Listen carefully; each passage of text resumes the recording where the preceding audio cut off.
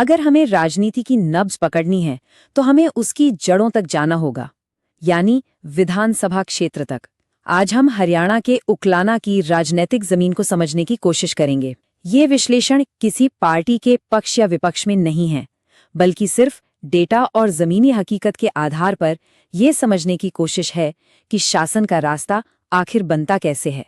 तो इस सफर में हम कहाँ जाएंगे? सबसे पहले हम उकलाना की जमीन और वहां के लोगों के मुद्दों को समझेंगे।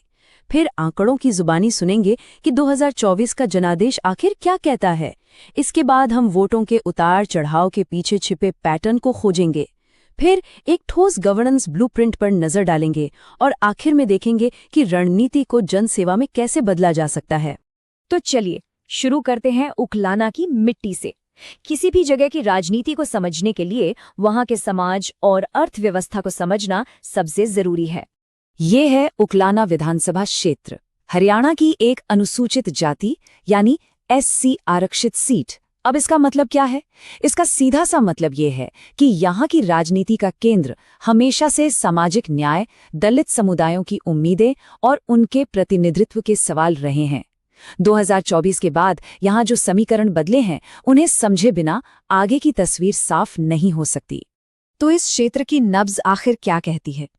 देखिए, यहाँ का सामाजिक ताना बाना अनुसूचित जातियों, खासकर वाल्मीकि समुदाय के इर्द गिर्द बुना हुआ है।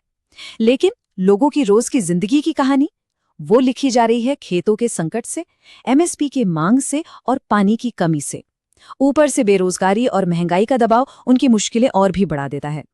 और शायद यही वजह है कि राजनीतिक तौर पर यहाँ का वोटर कभी किसी एक पार्टी पर लंबे समय तक भरोसा नहीं कर पाया है। तो ये तो हुई जमीन की हकीकत। अब जरा उन आंकड़ों पर नजर डालते हैं जिन्होंने 2024 के नतीजों की पूरी कहानी लिखी। क्योंकि राजनीति में भावनाएं अपनी जगह हैं, पर अंत में सब कुछ संख्याओं का ही खेल है। साल 2024 में उकलाना में कुल रजिस्टर्ड वोटर्स थे 2,16,000 से कुछ ज्यादा। ये संख्या इस क्षेत्र की लोकतांत्रिक ताकत को दिखाती है। लेकिन इनमें से वोट डालने आए सिर्फ 67% लोग। अब जरा सोचिए, इसका मतलब क्या है?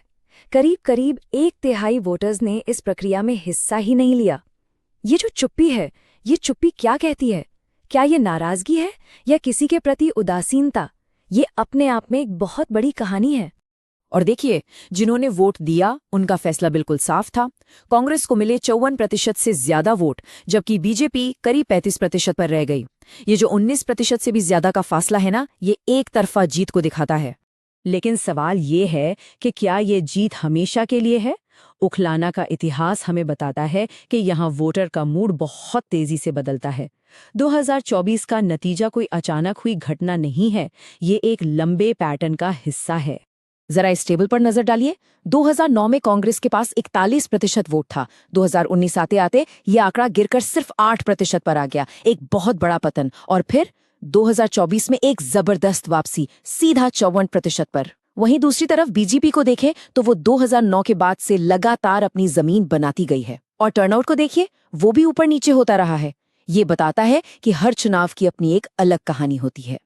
तो इन नंबरों के पीछे चल क्या रहा है? 2014 में देखिए, टर्नआउट सबसे ज्यादा था और वो लहर कांग्रेस के खिलाफ थी। 2019 में कांग्रेस का वोट ऐसा बिखरा कि जेजेपी सीट ले गई। और 2024 में सबसे कम वोटिंग के बावजूद कांग्रेस की इतनी बड़ी जीत ये दिखाती है कि उसने अपने कोर वोटर्स को वापस मजबूती से जोड़ लिया। यहीं पर हमारे संवैधानिक मूल्य हमें याद दिलाते हैं कि एक सूचित नागरिक ही इन पैटर्न्स को समझकर सही फैसला ले सकता है। और पार्टियों की भी ये जिम्मेदारी है कि वो गरिमा और सच्चाई के साथ संवाद करें ताकि लोकतंत्र मजबूत हो। इस पूरी कहानी का एक बहुत अहम किरदार है वोट लीकेज। आसान भाषा में कहें तो जब किसी पार्टी के पक्के वोटर छिटक कर दूसरी पार्टियों के पास चले जाते हैं तो उसका बेस कमजोर हो जाता है। उकलाना में आगे की कोई भी जीत इसी वोट लीकेज को रोकने पर टिकी होगी। तो सवाल ये है कि इस अस्थिर राजनीतिक मैदान में कोई भी पार्टी अपनी पकड़ कैसे बनाए रख सकती है? इसके लिए हम एक सरल 4 आयामी रणनीति के फ्रेमवर्क को समझते हैं। ये किसी भी क्षेत्र का विश्लेषण करने और जीत का रास्ता बनाने में मदद कर सकता है। इस रणनीति के 2 पहलू हैं। एक तरफ हैं चुनावी ताकत और संसाधन। यहाँ मामला ठीक है, सीट जीती हुई है, नेशनल लेवल से सपोर्ट भी है। लेकिन असली कमजोरी है दूसरी तरफ, संगठन और नैरेटिव में। जमीन पर कार्यकर्ता कम है और विपक्ष को जवाब देने के लिए कोई असरदार स्थानीय कहानी नहीं है। तो ये कहानी आएगी कहाँ से? ये आएगी लोगों के असल मुद्दों से। उकलाना के वोटरों के लिए 4 चीजें सबसे अहम हैं: बेरोजगारी और नौकरी, किसानों का हक, बढ़ती महंगाई और दलितों का सम्मान और सामाजिक न्याय। कोई भी कामयाब रणनीति इन्हीं मुद्दों के आसपास ही बनेगी। और इन मुद्दों पर काम करने का एक तरीका होता है, एक अनुशासित तरीका। जे D90 लैडर वही दिखाता है।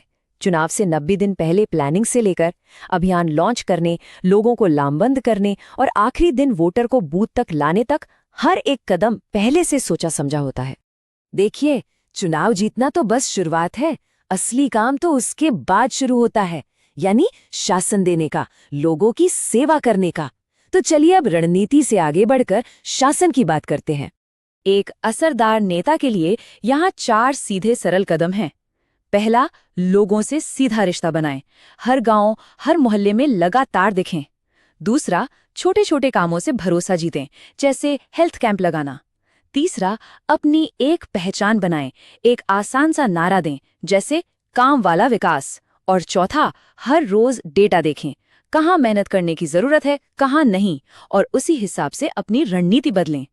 और आज के ज़माने में लोगों तक पहुंचने के लिए नए तरीके भी अपनाने होंगे। व्हाट्सएप हो, इंस्टाग्राम रील्स हो, या फिर झूठ का पर्दाफाश करने के लिए एक फैक्ट चेकिंग टीम। लेकिन यहीं पर हमें एक बड़ी जिम्मेदारी याद रखनी होगी। भारत का डेटा प्रोटेक्शन कानून हर व्यक्ति की निजता और सहमति का सम्मान करने की बात करता है। इन सभी टूल्स का इस्तेमाल करते वक्त हमें ये सुनिश्चित करना होगा कि किसी की प्राइवेसी का उल्लंघन ना हो, क्योंकि भरोसा टेक्नोलॉजी से नहीं, जिम्मेदारी से बनता है। तो हम आखिर में उसी बड़े सवाल पर लौटते हैं, क्या ये डेटा और स्ट्रैटेजी से बना ब्लूप्रिंट सिर्फ चुनाव जिता सकता है, या इससे अच्छा शासन भी दिया जा सकता है? क्या रणनीति और जनसेवा एक ही सिक्के के 2 पहलू हैं? इस पर सोचना हम सबके लिए जरूरी है। यदि आप एक जन केंद्रित नेता बनना चाहते हैं और अपने निर्वाचन क्षेत्र का उत्थान करना चाहते हैं, तो blueprintstrategies.ai से mgr@blueprintstrategies.ai पर संपर्क करें या 080 420 44 602 पर कॉल करें। राजनीति से परे उद्देश्य।